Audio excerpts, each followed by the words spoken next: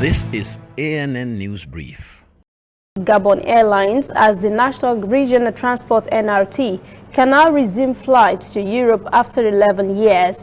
The EU Commission said it removed Gabon from the list following improvement efforts in aviation safety by Gabonese authorities. It also said it has cleared all Gabonese air carriers from the EU air safety list. Carriers based in the two Congos, Djibouti and Equatorial Guinea still remain banned. Also blacklisted are Eritrea, Liberia, Libya, Sao Tome and Principe, Sierra Leone and the Sudan. Thousands of Algerians took to the streets in Algiers on Thursday to protest against a presidential election they described as a charade. They were chanting, "No votes, we want freedom." They claim it was an election held to keep the ruling elite in power. Police used sticks to disperse marchers in the capital, but had to fall back as the crowd grew. The military-backed government says they vote as the only way to end 10 months of protests that brought down veteran President Abdelaziz Bouteflika in April. The demonstrators say no vote to replace him can be legitimate while the old people in government still hold sway.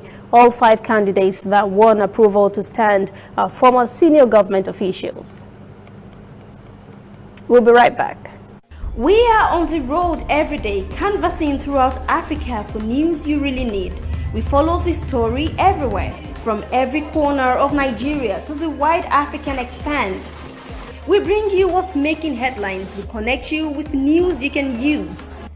ANN, African News Network, in a truly African spirit. Rwanda Ministry of Education has announced its partnership with the private sector to boost education and achieve its goals. Members of the private sector have vowed to work closer with the ministry to support the sector as the government pushes for a knowledge-based economy. The private sector is working to support the government efforts through technology, setting up schools, teacher training, finance and community work to accelerate development, especially in rural areas. Minister of State in the Ministry of Education, Dr. Isaac Muyakazi, says the private sector has much offer in quality education in addition to improving infrastructure.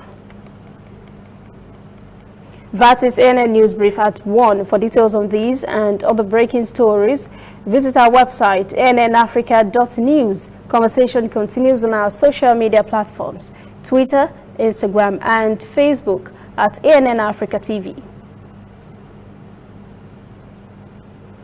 I am Lucy Adeyemi.